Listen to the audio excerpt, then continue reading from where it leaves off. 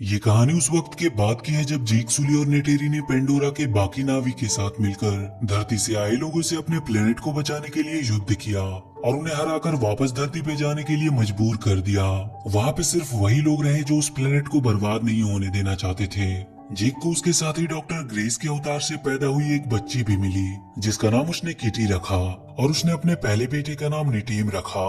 वहाँ के सभी लोगों का मानना होता है कि हमारी जिंदगी यहाँ की देवी एवा की देन है और हमारी हर सांस इनके लिए समर्पित होनी चाहिए। इसी तरह जेक नेटेरी के साथ खुशी से अपनी जिंदगी जीने लगा। अब उसके टोटल 4 बच्चे हो चुके थे। धरती के लोगों के वहाँ से चले जाने के बाद उन्हें वहाँ पर कर्नल का बेटा मिला जो काफी छोटा था और क्योंकि कर्नल अब मारा जा चुका था इसीलिए उन्होंने उस बच्चे को अपने साथ ही रखकर उसकी देखभाल की और उसका नाम उन्होंने स्पाइडर रखा। वो भी जेक के बच्चों के साथ ही खेला करता था और उन्हीं को वो अपना परिवार मानता था। लेकिन नेटेरी के लिए अब भी वो एक एलियन ही था जो कि उसके बाकी के बच्चों से हमेशा अलग ही रहेगा। जेक ने खुद ही अपने बच्चों को लड़ने और हथियार चलाने की कला भी सिखाई। वो सब अपनी जिंदगी में काफी खुश थे। लेकिन एक दिन जेक को आसमान में एक नया तारा दिखा और इसका सिर्फ एक ही मतलब था कि धरती के लोग अपने स्पेसशिप से वापस पेंडोरा पर आ रहे थे। पर इस बार वो कुछ ज्यादा ही तैयारी के साथ आए थे क्योंकि उन्होंने अपनी पिछली हार से बहुत कुछ सीखा था और एक बार फिर से उन्होंने सब कुछ बर्बाद करना शुरू कर दिया। और इसके बाद हम वहाँ के लैब में एक अवतार को जागते हुए देखते हैं और ये अवतार किसी और का नहीं बल्कि उसी कर्नल का होता है जिसे नेटेरी ने इसके पहले वाले पार्ट में मार डाला था। उसमें कर्नल की सारी यादों को एक इलेक्ट्रॉनिक चिप की मदद से डाल दिया गया था और इस बार उसका मकसद जेक सुली को पकड़ना था जो आए दिन पेंडोरा के बाकी नावी के साथ मिलकर वहाँ पे चल रहे उनके काम में बाधा डालता रहता था। और आज भी वो अपने लोगों के साथ मिलकर एक हथियार से भरे ट्रेन पर हमला करके सारे हथियार को लूट लेता है। वहीं पे हम उसके दोनों बेटों को देखते हैं। वो भी अपने डैड की तरह ही काम करना चाहते थे और इसीलिए वो भी वहाँ के हथियारों को लूटने चले गए। पर उसी दौरान वहाँ पर हुए एक हवाई हमले में नेटेम घायल हो गया लेकिन खुशकिस्मती से उसे कुछ हुआ नहीं और जेक उसे बचाकर घर ले आया। वहाँ पे बहुत सारे नावी पहाड़ों की गुफा में छुप कर रहा करते थे क्योंकि इंसानों ने वहाँ पे आकर उनके घरों को तबाह कर दिया था। वहाँ पे जेक अपने बेटों को बहुत डांट लगाता है क्योंकि उसके मना करने के बावजूद वो लोग उसके पीछे गए थे। अब कर्नल और उसके बाकी के साथी अवतार एक बेस पे पहुँचते हैं। वहाँ की जनरल उसे बताती है कि जेक उनके लिए आए दिन मुसीबत बनता जा रहा है और अगर वो चाहते हैं कि पेंडोरा इंसानों के रहने के लायक भी बने तो उन्हें किसी भी हालत में जेक को पकड़ना ही होगा। इसके लिए उसकी आर्मी बहुत दिनों से कोशिश कर रही थी लेकिन उन पहाड़ों में उसे ढूंढना बहुत ही मुश्किल हो रहा था। कर्नल अपने साथियों के साथ उसकी तलाश करने के लिए जंगल में चला गया। वहीं पे जेक के सभी बच्चे भी घूमने के लिए आए हुए थे।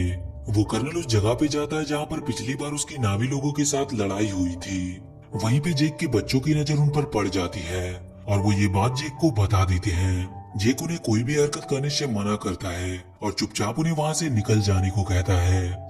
वो बच्चे उसकी बात मानकर वहाँ से जाने लगते हैं लेकिन अचानक से उनके सामने कर्नल और उसके आदमी आ गए जिन्होंने उन्हें बंदी बना लिया।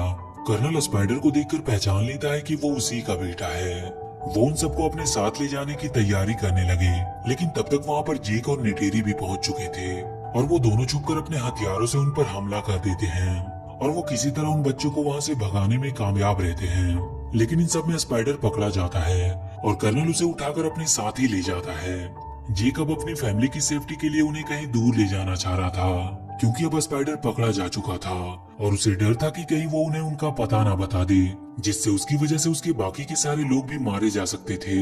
इधर स्पाइडर को वो लोग जेक का पता बताने के लिए बहुत टॉर्चर कर रहे थे पर वो किसी भी हाल में उनके सामने झुकने को तैयार नहीं था। इसीलिए कर्नल खुद अपने तरीके से उसे समझाने की कोशिश करता है। वो उसे वहाँ से बाहर निकालने का लालच देता है। इधर जेक अपने कबीले का मुखिया किसी और को बनाकर अपनी पूरी फैमिली को लेकर वहाँ से कहीं और जाने के लिए निकल जाता है जहाँ उसे वो इंसान कभी ढूंढ ना सके और बहुत सारे आइलैंड को पार करते हुए वो एक अनोखे आइलैंड पर पहुँचता है जहाँ के लोग पानी और जमीन दोनों जगह पे रहने में सक्षम थे। वहाँ के सारे लोग उन्हें देखकर वहाँ पे इकट्ठा हो जाते हैं। वो अपने से अलग लोग को देखकर थोड़ा हैरान भी थे और थोड़ी ही देर में वहाँ पर उनका मुखिया भी आ जाता है। जेक उनसे आग्रह करता है कि वो उसकी फैमिली को वहाँ पर रहने की इजाजत दे दे पर वहाँ का मुखिया उससे कहता है कि वो लोग पानी में रहने वाले हैं और वो लोग उनके साथ रह नहीं पाएंगे। लेकिन जेक का मानना था कि वो लोग बहुत जल्द उनके तौर तरीके सीख जाएंगे और बहुत जल्द वो अपने आप को इस काबिल बना लेंगे कि वो वहाँ पे आराम से रह सके। मुखिया उसकी बातों को मान लेता है और उन्हें वहाँ रहने की इजाजत दे देता है। वो अपने बेटे और बेटी को ये जिम्मेदारी सौंपता है कि वो उन्हें यहाँ पर रहने के तरीके सिखाए और उसी दिन से वो लोग उनके साथ पानी के अंदर रहने और वहाँ के क्रिएचर की सवारी करने की ट्रेनिंग शुरू कर देते हैं। सभी को शुरू में बहुत दिक्कत हो रही थी ज्यादा देर तक पानी के अंदर रहने में, लेकिन किटी पानी के अंदर बहुत ही आराम से रहना सीख गई थी। जेक भी वहाँ के मुखिया के साथ उन पानी में रहने वाले क्रिएचर की सवारी करने की ट्रेनिंग कर रहा था, पर उसे भी स्टार्टिंग में काफी दिक्कत हो रही थी। इधर कर्नल स्पाइडर को लेकर अपने लिए एक इकरान चुनने आया था ताकि वो पूरी तरह से एक नावी बन जाए और बहुत ही जल्द वो एक इकरान को अपने लिए चुन लेता है। जेक के बच्चे भी धीरे धीरे सब कुछ वहाँ पर सीखने लगे थे। एक दिन मुखिया का बेटा और उसके दोस्त किटी की हरकतों का मजाक उड़ाते हैं, जिसकी वजह से उनकी किटी के भाई नेटीम और रॉक से लड़ाई हो जाती है। बाद में जेक अपने बेटे को समझाता है कि उन्हें वहाँ पर रहना है और इसीलिए वो सबसे दोस्ती बनाकर रखे। अगले दिन रॉक्स जाकर मुखिया के बेटे से माफी मांगता है और उसकी तरफ दोस्ती का हाथ बढ़ाता है, पर वो उसका दोस्त बनने का नाटक करते हुए उसे लेकर वो एक जगह पे आता है और उससे कहता है कि यहाँ पे वो लोग शिकार करते हैं। और जब रॉक्स वहाँ पे शिकार करने जाता है तो वो सब उसे अकेला छोड़कर वहाँ से चले जाते हैं। जैसे ही रॉक्स ने अपने तीर से वहाँ की एक मछली को मारा, वो देखता है कि वो वहाँ पर अकेला है और सभी लोग उसे छोड़कर जा चुके हैं।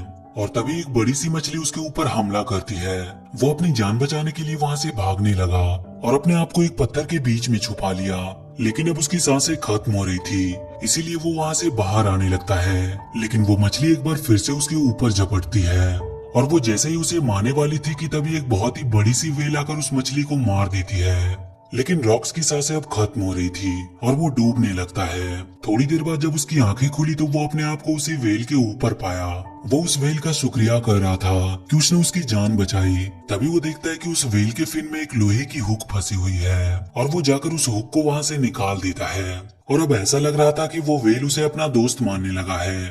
वो उसे लेकर उस आइलैंड पर पहुंचा देता है जहाँ पे सभी लोग रॉक्स को काफी देर से ढूंढ रहे थे। मुखिया अपने बेटे की गलती की सजा देने की बात करता है, लेकिन रॉक्स कहता है कि इसमें सारी गलती उसकी खुद की है। इस बात से अब वो लड़का भी उसका सच में दोस्त बन जाता है। अगले दिन रॉक्स सबको बताता है कि एक वेल ने उसकी जान बचाई जिसका ऊपर का एक फिन कटा हुआ था। मुखिया की बेटी उसे तुरंत पहचान जाती है और वो बताती है कि उसे टुकून कहा जाता है, लेकिन जिसे उसने देखा उसका नाम पायाकन है, जिसे सबसे अलग और अकेला कर दिया गया क्योंकि लोगों का कहना था कि वो एक हत्यारा है जिसने कई सारे नावी को मारा था। लेकिन रॉक्स ये बात मानने को तैयार नहीं था क्योंकि उसने उसकी जान बचाई थी। वो वहाँ से सीधा पाइकन से मिलने गया और उससे पूछने लगा कि उसे सबसे अलग क्यों कर दिया गया। वो पाइकन उसे लेकर समुद्र की गहराइयों में चला गया। इधर कर्नल अपने साथियों के साथ जेक की खोज में था। वो एक बहुत बड़े से जहाज जो टुकून का शिकार किया करते थे, उनकी मदद से वो वहाँ से दूर हर एक आइलैंड की छानबीन करने का सोचता है। और थोड़ी ही देर में वो लोग उस आइलैंड पर पहुंच जाते हैं और वहाँ के लोगों को टॉर्चर करके उनसे जेक के बारे में पूछने लगते हैं, लेकिन कोई भी उन्हें कुछ भी बताने को तैयार नहीं था, इसीलिए वो उनके पूरे गांव को ही जला देता है। जेक उसी आइलैंड के दूसरी छोर पे रह रहा था। वहाँ का मुखिया उसे बताता है कि वो लोग उसे ढूंढते हुए उनके आइलैंड तक पहुंच चुके हैं। जब गांव वाले कर्नल को कुछ नहीं बताते हैं तो उसे एक आइडिया आता है और वो उनके इलाके की टुकून का शिकार करने का डिसाइड करता है ताकि ये देखकर सारे गांव वाले उनकी ताकत को जान सके। इधर रॉक्स पाइकन के साथ बॉन्ड बनाकर उसके बारे में जानता है कि उसे सबसे अलग क्यों किया गया। रॉक्स उसमें देख पाता है कि कैसे हंटर्स ने उन पर हमला किया था जिसमें कई नावी और टुकून मारे गए, लेकिन सबने उसे ही किलर समझा। इधर वो हंटर अपने आधुनिक मशीनों का इस्तेमाल करके बड़े से टुकून को बड़े ही आसानी से मार गिराते हैं और उसे मारकर उसके अंदर से वो कोई फ्लूइड बाहर निकालते हैं जिसके इस्तेमाल करने से इंसान की उम्र बढ़ती नहीं थी और इसीलिए वो काफी महंगा भी बिकता था। वो लोग उस टुकून की लाश को उस आइलैंड के पास फेंक देते हैं, जिसे देखकर वहाँ के लोग काफी ज्यादा दुखी हुए क्योंकि वहाँ के रहने वाले सारे जानवर उनके परिवार के एक हिस्से की तरह ही थे। वो सब गुस्से में अब उन इंसानों से लड़ने का डिसाइड करते हैं, लेकिन जेक उन सबको समझाता है कि वो उनसे लड़कर जीत नहीं सकते क्योंकि उनके पास उनसे कई गुना ज्यादा आधुनिक हथियार हैं। वहीं रॉक्स को पाइकन की चिंता हो रही थी, इसीलिए वो उससे मिलने के लिए जाने लगा, लेकिन उसके भाई बहन उसे कहीं भी जाने से मना कर रहे थे और वो सब उसे रोकने के लिए उसके पीछे जाने लगे। वहीं वो देखते हैं कि पाइकन को एक तीर लगी हुई है और वो सब जल्दी से उस तीर को बाहर निकालने की कोशिश करने लगते हैं और तभी वो देखते हैं कि हंटर्स की शिप बहुत तेजी से उनकी तरफ आ रही है। रॉक्स जल्दी से सारी बातें अपने डैड जेक को बताता है और जेक सभी को लेकर उनकी ओर निकल पड़ता है। वो लोग बहुत ही मुश्किल से पाइकन के शरीर से उस तीर को बाहर निकाल पाते हैं, लेकिन अब वो हंटर उन सब के पीछे पड़ गए थे, क्योंकि वो कर्नल उन्हें पकड़कर जेक तक पहुंच सकता था। वो सब भागने की बहुत कोशिश करते हैं, लेकिन आखिरकार वो उनके जाल में पकड़े जाते हैं। कर्नल उन्हें अपने इकराम से उठाकर उस शिप पर ले आता है और उन सबको कैद करके वो जेक को अपने पास बुलाता है। जेक अकेला ही उसकी तरफ बढ़ने लगा, क्योंकि उसने उसे अकेला ही आने को कहा था। पर तभी अचानक से पाइकन उस शिप पर हमला कर देता है और वहाँ पे चारों तरफ तोड़ फोड़ मचा देता है। ये देखकर जेक और उसकी सेना को भी हमला करने का मौका मिल जाता है और वो सब उन पर टूट पड़ते हैं। नेटेरी भी अपनी इकराम पर बैठकर अब हमला कर रही थी। उन सारे बच्चों को भी कैद से छुड़ा लिया जाता है, लेकिन इस बार वो किटी को पकड़ लेते हैं और वो शिप भी अब टूट रही थी और किसी भी वक्त वो डूबने वाला था। उसी लड़ाई में भागने के दौरान जेक के बड़े बेटे नेटेम को गोली लग जाती है और इस वजह से उसकी मौत हो जाती है। इधर जेक की बेटी किटी अभी भी कर्नल के कब्जे में थी। जेक और नेटेरी अब पूरे गुस्से में उसे मारने के लिए निकल पड़ते हैं और वहाँ शिप पे पहुंचते ही वो दोनों घायल शेर की तरह उन सब पर टूट पड़ते हैं और वो उन्हें बहुत ही बुरी मौत मारते हैं। लेकिन वो कर्नल किटी को चाकू की नोक पे रखकर जेक से उसका हथियार फेंकने को कहता है, लेकिन तभी नेटेरी स्पाइडर को पकड़कर उसे मारने की धमकी देती है, जिससे डरकर कर्नल किटी को छोड़ देता है। जेक सबको वहाँ से जाने का बोलकर खुद कर्नल से लड़ने लगता है, लेकिन अब वो शिप पूरी तरह से पलटने वाली थी, जिसकी वजह से वो सब शिप के अंदर ही फंसने लगते हैं। जेक आखिरकार किसी तरह कर्नल को मारकर वहीं पानी के अंदर फेंक देता है, लेकिन अब उसकी भी सांसें खत्म हो रही थी और उसे वहाँ से बाहर निकलने का कोई रास्ता भी नहीं मिल रहा था। इधर नेटेरी भी अपने सबसे छोटी बेटी के साथ उसी शिप में फंसी हुई थी, क्योंकि उसे भी कहीं बाहर जाने का रास्ता दिखाई नहीं दे रहा था। तभी नेटेरी के पास किटी आती है, जो उसे सही रास्ता दिखाकर बाहर ले आती है और जेक को उसका बेटा रॉक्स बाहर निकाल लाया। और उसी दौरान स्पाइडर को कर्नल मिलता है, जिसे वो ना चाहते हुए भी बचाकर बाहर ले आता है। वो कर्नल स्पाइडर को अपने साथ ही चलने को कहता है, लेकिन स्पाइडर उसके साथ जाने से मना कर देता है। वही मूवी के अंत में जेक के बेटे नेटेम को उनकी देवी एवा को सौंप दिया जाता है और इसी के साथ ये मूवी यहीं पर खत्म हो जाती है। तो वीडियो अगर अच्छी लगी हो तो please do like and share this video and please subscribe to my channel and press that bell icon.